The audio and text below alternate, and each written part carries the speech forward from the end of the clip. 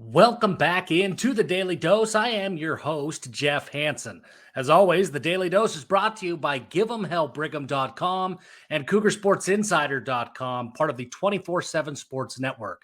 Thank you so much for subscribing and supporting the show. If you have yet to do so, please subscribe to the channel. Please like this video. It really helps us out a lot. Today, I was asked by somebody who I respect more than most people in the college football media world.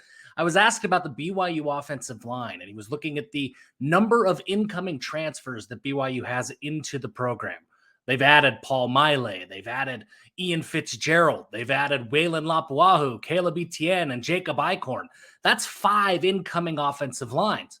And he was curious what that said about the incumbent offensive line. And he asked me, he said, Jeff, is BYU's offensive line going to continue to be a strength?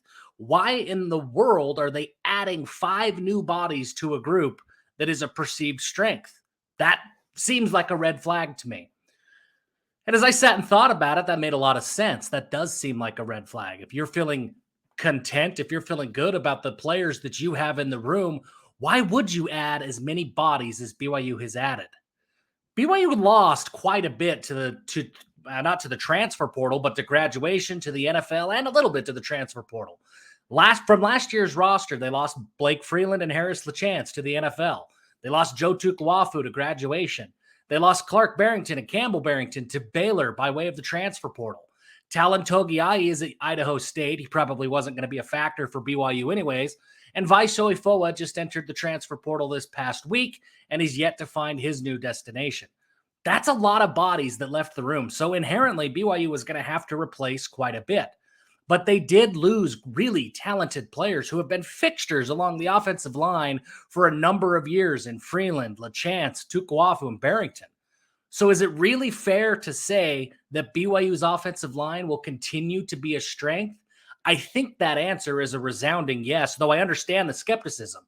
If you look at what a potential starting 5 could be across the offensive line, you've got Kingsley Suamataia at left tackle, who, by any account, by any measurement, is going to be one of the best left tackles that BYU has ever had.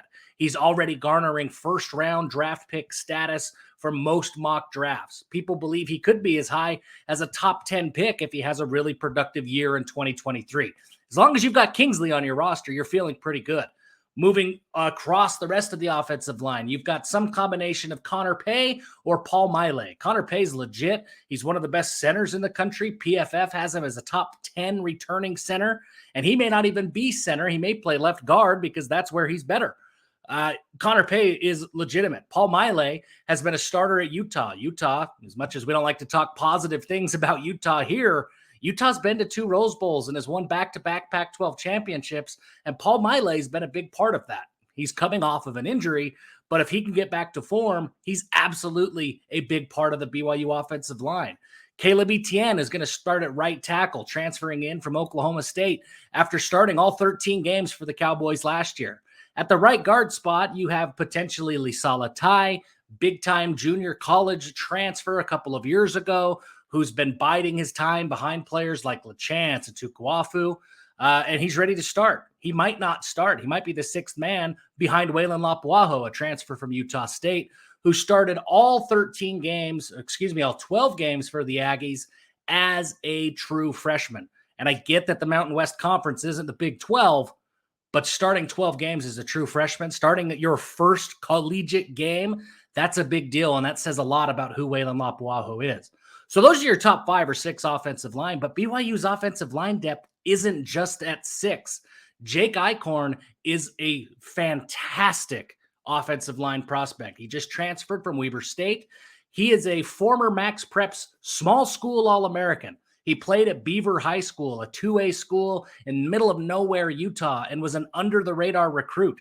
Jay Hill found him and added him to the roster at Weber State. And now Eichhorn has developed. He's 6'5". He's nearly 300 pounds. He's productive. And had he not played at Beaver High School, there's no chance he would have ended up at the FCS level coming out of high school a couple of years ago.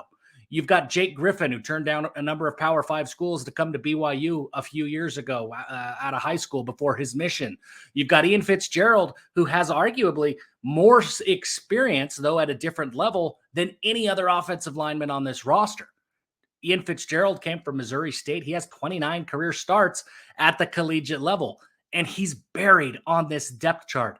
Peter Falanico, Braden Kime, Tyler Little, Trevin Osler. All of these guys are players that Daryl Funk has relayed confidence in, that in normal years are probably in your top 7 or 8 BYU offensive linemen. But this year, they may fall out of the second unit and not even find their names on the 2 deep, because that's how deep BYU's offensive line goes. Aside from Kingsley and maybe Connor Pay and Caleb Etienne, there aren't a lot of stars on the offensive line depth chart today. There's not a lot of players that are household names. There's not a lot of players that are garnering NFL attention right now. But folks, I'm here to tell you that there are a lot of players who will play professional football along the offensive line inside BYU's offensive line room today. This group absolutely is the biggest strength of the BYU offense, and they are going to be heavily dependent on as the Cougars transition into the Big 12 Conference next year. Thank you again for subscribing to the Daily Dose. If you have not yet done so, please subscribe to the channel. Please like this video, share it with your friends, and until next time, give them hell.